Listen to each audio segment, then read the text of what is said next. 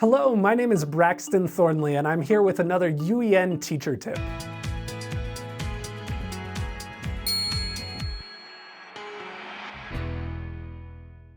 Today we're going to talk about strategies for using artificial intelligence as effectively as possible.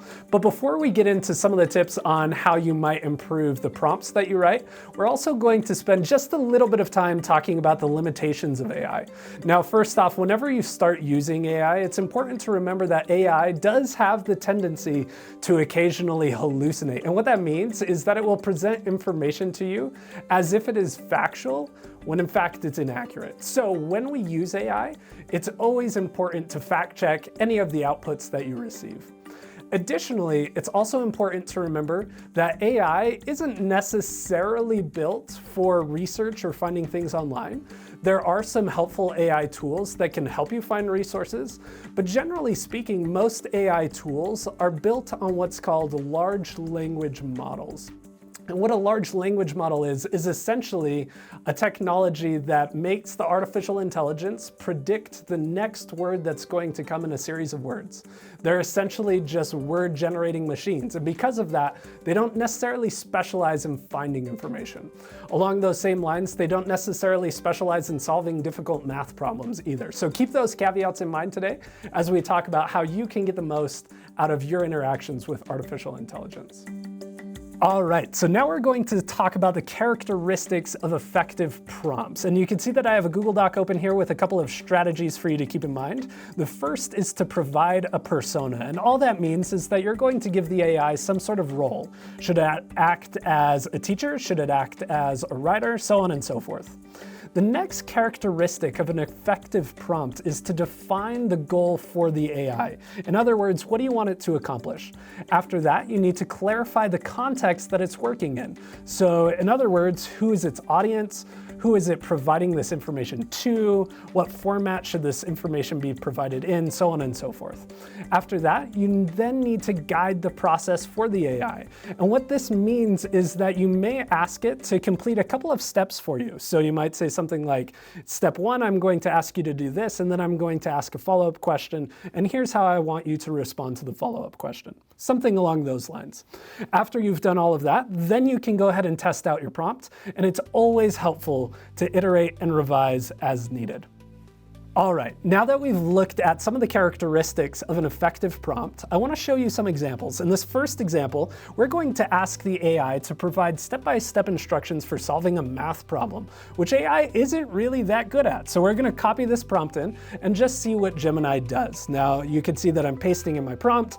I'm going to upload an image of this math problem that I want it to solve, and then I'm going to hit send here. And as it's generating this, you're going to notice that first off, it's a fairly simple math problem. And it does provide us with some instructions, but our goal here was actually to have Gemini describe some of the underlying concepts, which it definitely didn't do. So if we look at our revised prompts down below, you'll see that I have the different components. It has a persona, it has a goal, I'm clarifying the context that it's writing in, and then finally I'm going to guide the process for how it delivers that information to me.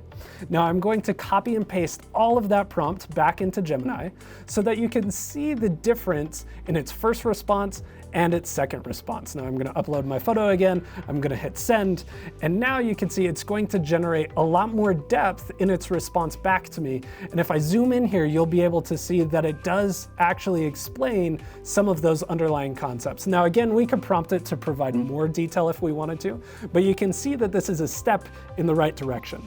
Now below that, we have another example. In our second example, I'm actually going to create what's called a space in School AI, which is essentially a custom chatbot that will provide feedback on students' writing.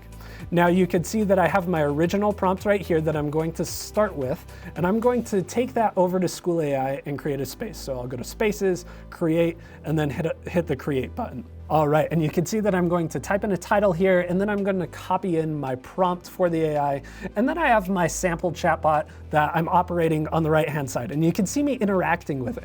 And originally, this chatbot does provide me some feedback on my writing, but if I push it, it actually starts writing my piece for me, which is not what we want, right? So we need to write a better prompt to guide the process. Now you can see this is my revised prompt, and it's so much longer, and the reason why is because in here, I've provided examples of what it might say to students, I've given it clear instructions on its limits, and I've tried to put in as much information as I can to guide the process that it's going to go through with students.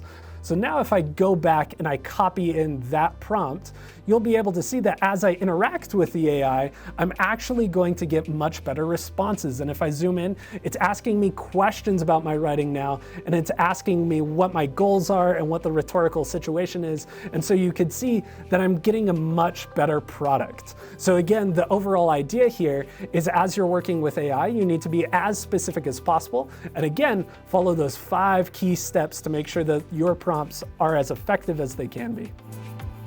All right, so today we have talked about how to make the most out of your interactions with AI, and we started by talking about some of AI's limitations. We noted that AI is prone to hallucinations, and so we always need to fact check any outputs that we receive. And we also talked about how AI isn't especially great at mathematics yet. After that, we talked about how to write a really effective prompt, and I gave you 5 steps. The first step is always to assign a persona to the AI. Step number 2 is to define your goal. Step number 3 is to clarify the context that the AI is working in. Step number 4 is then to guide the process as much as necessary. And then step number 5 is to test out your prompt and then iterate and revise as necessary. Now, this has been another episode of UEN's Teacher Tips, and we hope we'll see you again on the next one.